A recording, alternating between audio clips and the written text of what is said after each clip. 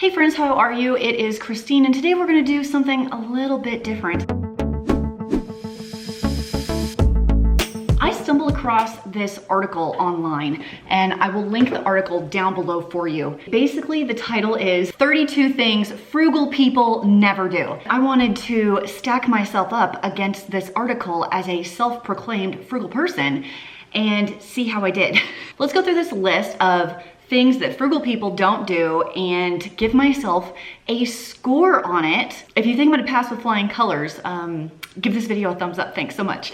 The wording of this article is definitely weird. Okay, so these are things that frugal people don't do. Number one is skip budgeting, and that is absolutely true. I do not skip budgeting ever. I have had a budget since before Dave and I got married, when I was in college and I was trying to figure out like how to pay rent, how to eat, if I could afford to go to the movies with my roommates, if I could buy a pair of shoes. I have kept a budget for an extremely long time. I will give myself one check mark for that one. Number two is that frugal people do not eat out more than one time a week.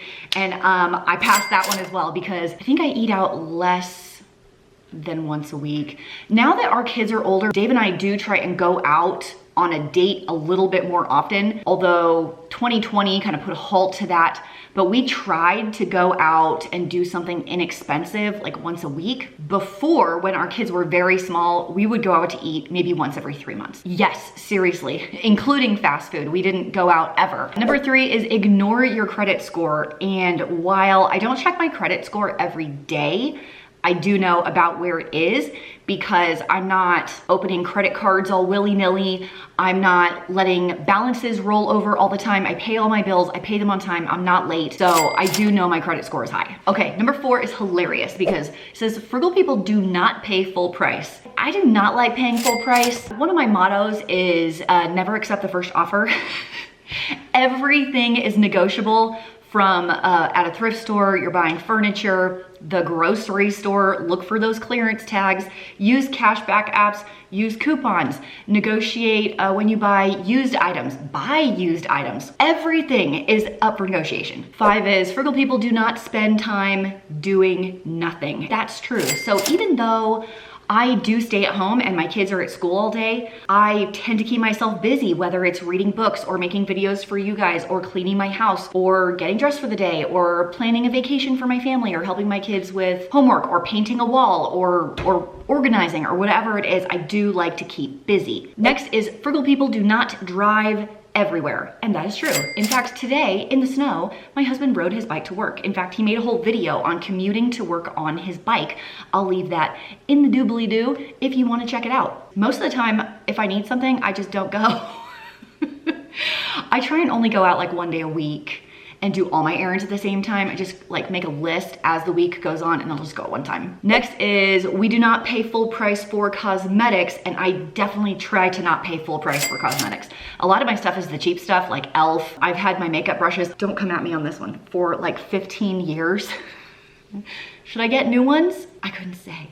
But there's always coupon codes. You can use Ebates or like Rakuten now. If you guys haven't signed up with them, I do have a link down below if you want to sign up. It's just a cashback thing. You go through them first, give cash back. But they give you a $20 bonus when you sign up and then like go do your first purchase or something like that. So you should check that out if you haven't yet. I've been using it since 2008 or something ridiculous. Next is frugal people do not throw away things that are not trash. And that's a really interesting item, and I had to read the little synopsis underneath the bolded headline. What they're saying is that, let's say you purge your clothes. You see the things that you're getting rid of and you make smarter decisions moving forward. And maybe you don't just like throw your clothes in the garbage, but you donate them. You try and sell them. I actually posted a few things on Poshmark to sell instead of just throwing away, so I could get some of my money back. Frugal people do not get annoyed when the prices drop. Sometimes if you buy something and then a week later the price drops, what's great is most stores will have a time frame, a week or 2 weeks, where they'll do a price match and refund you the difference if you want to pay attention to something like that. Usually when a price drops, I'm like, oh, I should buy more.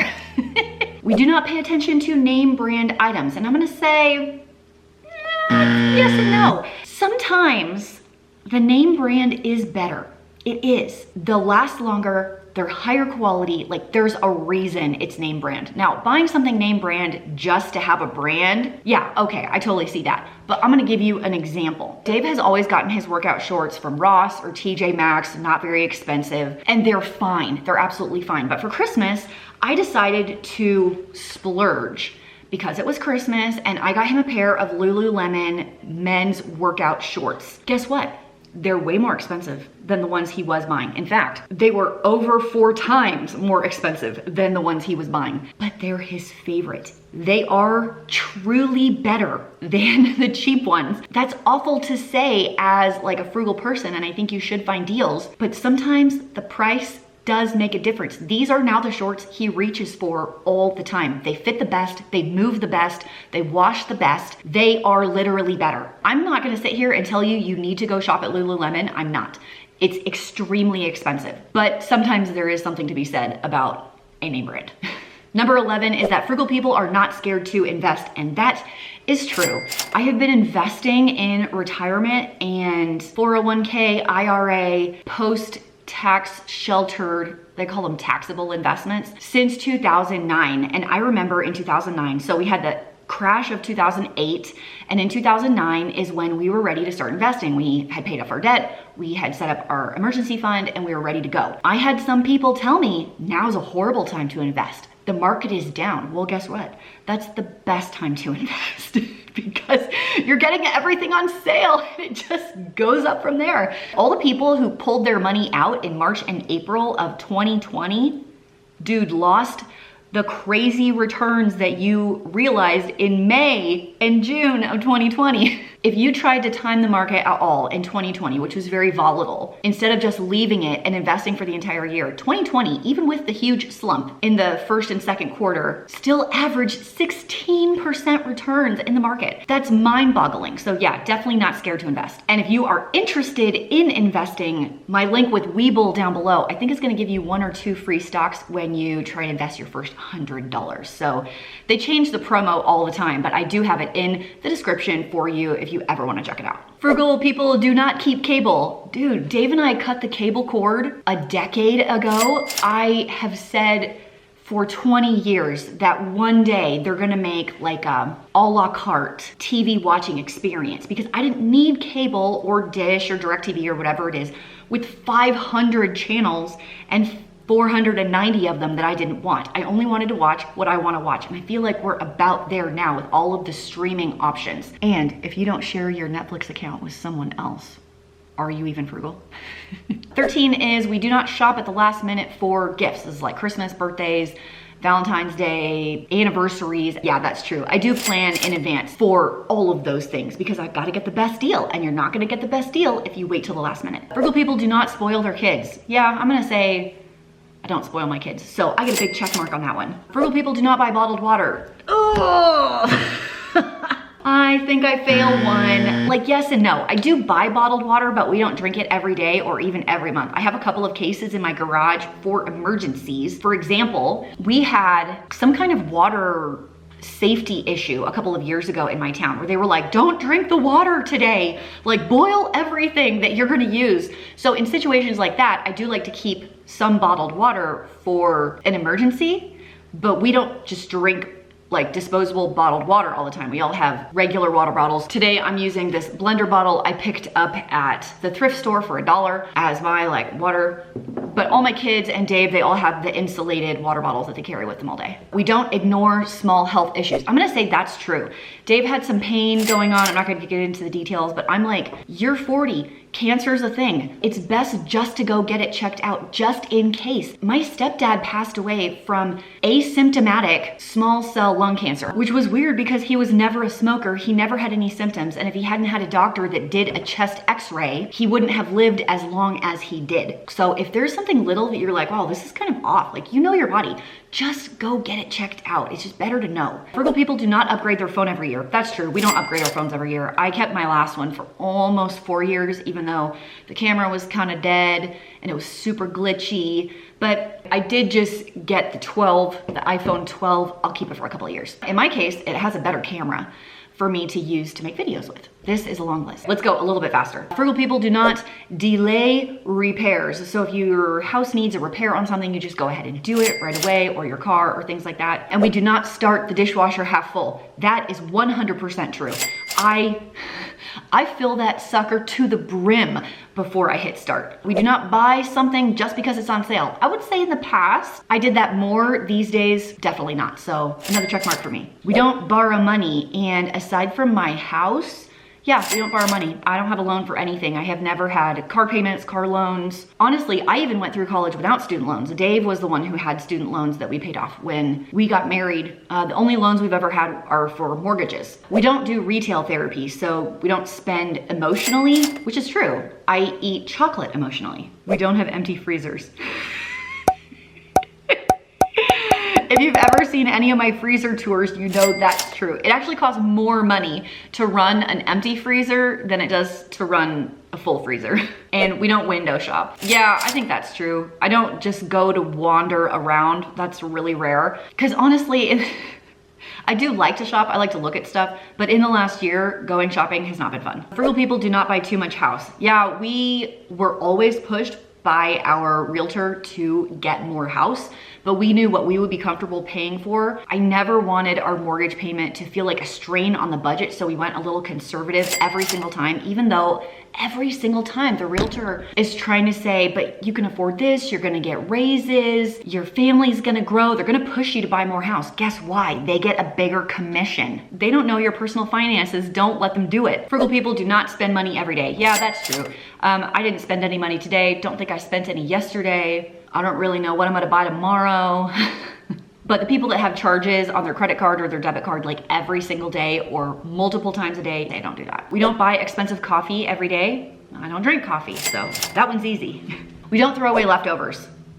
We eat our leftovers. I hate throwing away food. Usually lunches are leftovers most of the time, and then on the weekends, Saturdays and Sundays, we'll kind of clean out anything that's left over from the week. So even my kids are up into the leftovers on the weekend for lunches and dinners, and we use it all up. We don't throw food away here. 29 is we do not pay someone to do something for us that we could DIY. Yes, in the past, that would absolutely be true, and Dave still feels that way. I'm trying to push more into let the professional do it. To save us the divorce later. I hate like DIY projects because they never go right. Dave always figures them out, always. I just don't want to be around when that happens because I can't help because I don't know enough. It's really frustrating for me to just like sit there and be like, okay, good job.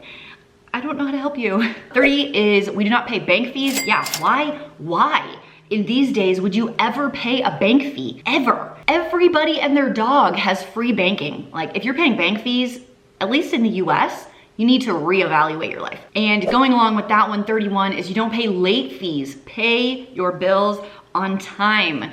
Just by paying attention, setting up auto withdrawal or whatever it is that you need to do not pay the stupid late fees. It's just money in the garbage. Frugal people do not buy convenience foods. I do buy more now than I used to, but I still don't buy that pre-cut fruit. I feel like when I can buy the pre-cut pineapple, I've really made it financially, and I'm not there yet. 33 is that frugal people do not ignore the clearance rack, and my friend, the clearance rack, and me are BFFs. So I get a big old check mark on that one. We do not skip free events. Man, is that true. Back when I think I had 2 or 3 kids and we were trying to pay off the student loans, I would research every free event everywhere. A free museum day, a free concert in the park, and I would go because I'm like, we don't do anything else. We gotta do the free stuff. I was a big fan of all of that. 35 is that we do not buy big ticket items without comparing.